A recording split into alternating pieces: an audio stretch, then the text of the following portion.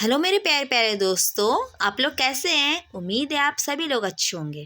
चलिए आज की हमारी वर्कशीट स्टार्ट करते हैं। वर्कशीट हमारी 58 साइंस की। पहला है गोलीय लेंस के बारे में बताया है कि दो तलों से घिरा हुआ कोई पारदर्शी माध्यम जिसे एक या दोनों तल जो होते हैं गोलीय होते हैं, उसे हम क्या कहते हैं, गोलीय लेंस कहते हैं। ठीक है। गोलीय लेंस के प्रकार कौन कौन से, उत्तल लेंस और अवतल लेंस। किनारों से पतला होता है, बीच से मोटा होता है उत्तल लेंस हमारा। ठीक है, देखिए ये क्या है, ये पूरा ऐसे है, बीच में ये मोटा और किनारों में क्या है, पतला पतला है।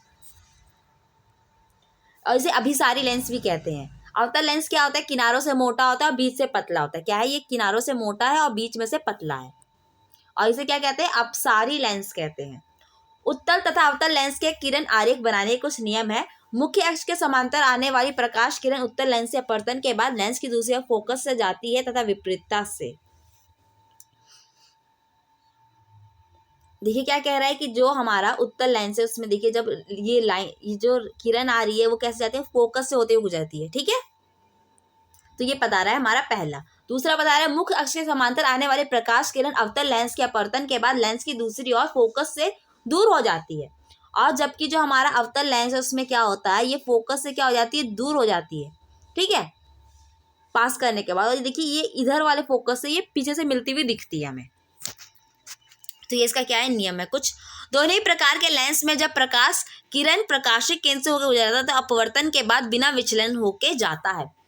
इसमें देखिए क्या बताया हुआ है कि जब लेंस के पास, जब वो ऐसे गुजरते हुए जाती है हमारी किरण, तो वो उसमें कोई भी अपवर्तन नहीं होता। ठीक है, यानी कि वो अपनी दिशा से भटकते ही नहीं, ना ही वो ऐसे जाती है ना ही वो ऐसे जाती है। हमने इससे पहले पढ़ा था ना कांच के बारे में। कांच में क्या था, जो हमारी किरण थी वो क्या हो गई थी, टेढ़ी मेढ़ी हो गई थी, यानी कि जो हमारा लंब था, लंब के उसके पास जा रही थी या फिर उसे दूर जा रही थी। लेकिन इसमें ऐसा कुछ भी नहीं, ये सीधा इससे गुजर रही है। और यहाँ पे भी अवतल में भी सेम वैसा ही हो रहा है। ठीक है, तो ये आपके 3 जो है आपके नियम है। चलिए अब हम इधर देखते हैं ये क्या है। उत्तल लेंस द्वारा प्रतिबिंब कुछ बनाए गए हैं, तो उसके बारे में हम पढ़ते हैं जरा सा। क्या है प्रतिबिंब, पहले पढ़ते हैं। वस्तु की स्थिति कहाँ कहाँ पे रखी गई है और प्रतिबिंब कहाँ कहाँ पर बनेगा, आकार उसका क्या होगा, प्रकृति उसकी क्या क्या है। तो पहला देखिए, एक अनंत पे हमने वस्तु रखा है, उसकी प्रतिबिंब की स्थिति फोकस से बन रही है, आकार उसका बहुत ही छोटा है, और प्रकृति कैसी है, वास्तविक तथा उल्टा है। चलिए हम देखते हैं। ये देखिए पहला वाला है, इसमें देखिए जो हमारा जो हमारी वस्तु है वो कहाँ पे रखी हुई है, बहुत ही अनंत पे रखी हुई है, और ये यहाँ पर आके हमारी बन रही है। दूसरे में देखिए हमारे वस्तु जो क्या है, यहाँ पर फोकस के थोड़ा पीछे में। ठीक है, और ये कहाँ पे बन रही है, ये यहाँ पर इसकी बन रही है फोकस, इस वाले फोकस और इस वाले फोकस के बीच में। ठीक है, यहाँ पे दो दो फोकस इसलिए है क्योंकि जो हमारा लेंस है उसमें 2 है।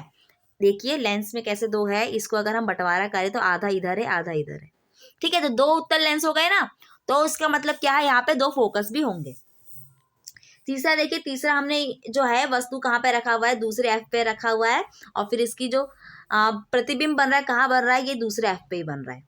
ठीक है, गुजरते हुए। तीसरा देखिए, चौथा जो है, चौथे में ये हमारा F1 और F2 के बीच में, F1 और F2 के बीच में है, और इसका प्रतिबिंब कहाँ बन रहा है, F2 के आगे बन रहा है और थोड़ा बड़ा बन रहा है। इसमें देखिए, इसमें हमने F1 के ऊपर रखा हुआ है, और यहाँ पर जो इसकी प्रतिबिंब है काफी बड़ा बन रहा है। ठीक है, मतलब बहुत ही बड़ा बन रहा है, यहाँ पे हमें दिखाई नहीं रहा प्रतिबिंब कहाँ पर है, यानी कि बहुत ही बड़ी इसकी क्या होगा, प्रतिबिंब बनेगा। लास्ट वाला देखिए, यहाँ पे हमने प्रतिबिंब कहाँ रखा, यानी कि वस्तु कहाँ रखा हुआ है, फोकस से आगे रखा हुआ है, यानी लेंस के बहुत पास है। तो ये कहाँ बन रहा है, ये यहाँ पे नहीं दिखा रहा, ये सीधा यहाँ पे दिखा रहा है। ठीक है, और ये बहुत ही बड़ी बड़ी इमेज बनेगी इसकी, बहुत ही बड़ा प्रतिबिंब होगा। चलिए, वस्तु की स्थिति बताई हुई है कि वस्तु हमने कहाँ कहाँ रखी थी, बिंब कहाँ, मतलब प्रतिबिंब कहाँ कहाँ बन रहा है, आकार उसका कैसा होगा, बड़ा या छोटा होगा, और उसकी प्रकृति कैसी होगी। ठीक है, तो आपको उसे क्या करना है, आपको इसके याद में रखना है कि हम वस्तु कहाँ पे रख रहे हैं, और ये इसका कहाँ पे ये आखिर कैसा आकार का ये बन रहा है। ठीक है, तो आपको ये याद रखना है, और आपको ये जो आपको दिए हुए हैं ना, ये चित्र बनाए हुए हैं, तो आपको इसे करते रहना है। क्यों, क्योंकि ये एग्जाम में आता है और आपको नंबर लाने हैं, तो हमें ये करना पड़ेगा। अवतल लेंस द्वारा प्रतिबिंब बनाने के बता रखा है। अवतल लेंस में कैसे बनाते हैं, देखिए इसमें फोकस से ये हमने क्या पढ़ा था कि फोकस आगे जाके फोकस पे नहीं मिलेगी, क्या होगी आगे जाके कि ऐसे छितरा जाएगी। हम उससे उल्टा देखें तो क्या होगा, ये इधर वाले फोकस से मिलती हुई दिखेगी हमें, ठीक है। और दूसरा वाला देखिए, ये भी सेम वही बता रखा है कि जो हमारा हमने रखा है यहाँ पे वस्तु, और इसका इसकी कहाँ पे बन रहेगी, इसकी यहाँ पर बनेगी इसकी प्रतिबिंब। देखिए वस्तु की स्थिति रखी हुई एक पहले पे रखी हुई अनंत के ऊपर, ये वाली जो है हमारी, ये वाली इस पे अनंत पर है, और प्रतिबिंब की स्थिति कहाँ बन रही है, एफ पे बन रही है। आकार इसका बहुत ही छोटा है, आभासी तथा सीधा है। दूसरा देखिए अनंत तथा अनंत के तथा एफ के बीच में है, एफ और ओ के बीच में इसकी प्रतिबिंब की स्थिति बन रही है। आकार इसका बहुत ही छोटा है और इसका प्रकृति कैसी, आभासी व सीधा। लेंस का सूत्र बता रखा है। लेंस का सूत्र क्या होता है, 1/f equals to 1/v minus 1/u। ये क्या है, हमारा लेंस का सूत्र है, हमें याद रखना है। u क्या है, वो हमारी वस्तु की दूरी होती है। वस्तु आखिर कितनी दूरी पे, जैसे हमारा ये हमारा लेंस है और हमने यहाँ पे वस्तु रखा हुआ है, तो वस्तु की दूरी क्या होगी, u कहलाएंगे। क्या कहेंगे उसे, u कहेंगे। v क्या होती है, प्रतिबिंब की दूरी है। v यानी प्रतिबिंब कहाँ पर है, और फोकस दूरी को f से लिखेंगे। किसी लेंस द्वारा प्रकाश किरणों के अभिसरण या अपसरण करने की मात्रा को, उसकी क्षमता को व्यक्त किया जाता है, इसे निरूपित किया जाता है। उसे फोकस दूरी व लेंस की क्षमता निम्न होगी। देखिए किसी लेंस की क्षमता क्या होती है, प्रकाश को अभिसरण या अपसरण करने की मात्रा, यानी ये प्रकाश को कितना, उसकी क्षमता कितनी है, वो कितना फैला सकता है या कितना क्या कर सकता है, ऐसे कर सकता है लेंस के ऊपर, ठीक है। हमने लेंस के पढ़ा था ना,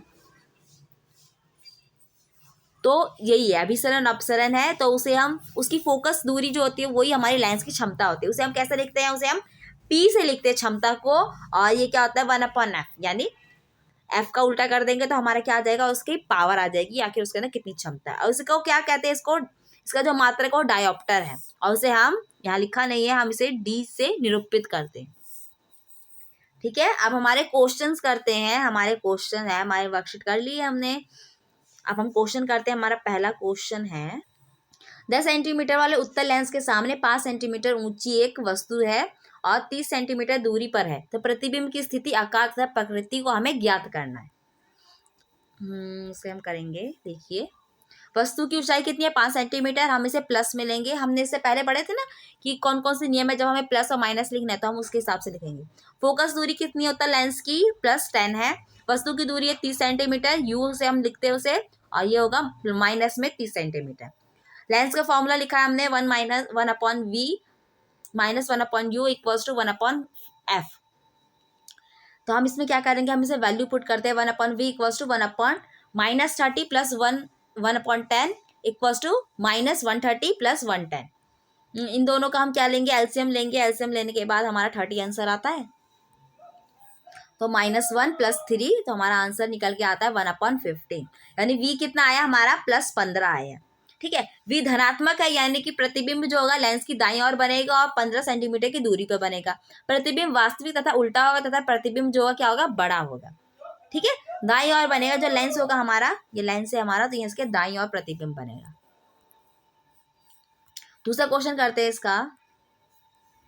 हमारा दूसरा क्वेश्चन कहता है, अभिसारी लेंस के निम्न प्रतिबिंब के लिए रेखा चित्र बनाओ। अभिसारी लेंस है, उसके लिए हमें चित्र बनाना है। पहला है वास्तविक तथा आवर्धित, और दूसरा है आभासी तथा आवर्धित।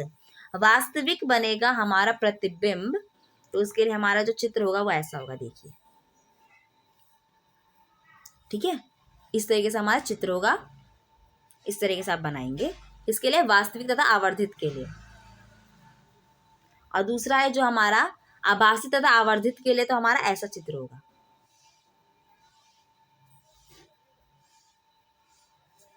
ओके फ्रेंड्स, यहाँ पे हमारा वीडियो कंप्लीट होता है। आई होप आपको वीडियो समझ में आया होगा। इसे लाइक कीजिए, कमेंट कीजिए, अपने सभी दोस्तों से शेयर कर दीजिए। ओके, और मेरा चैनल सब्सक्राइब करना ना भूलिएगा। Thank you.